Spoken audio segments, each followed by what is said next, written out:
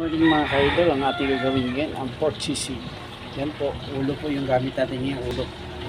Yan, pinirito ko. Nilaga ko ngayon para ano. Saka ito po yung pang sauce natin. Maya, lagyan natin yan ng mayonnaise.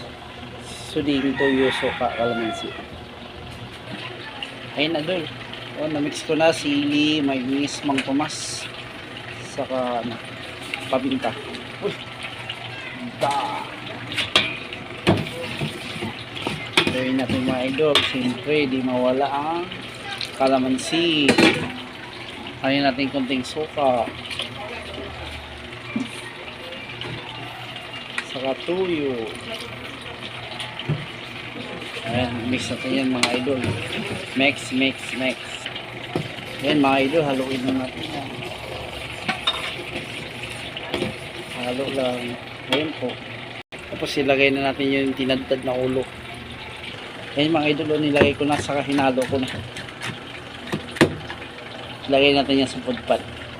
Ito na po ang ating pork sisig mga idol. Salamat sa panonood. God bless.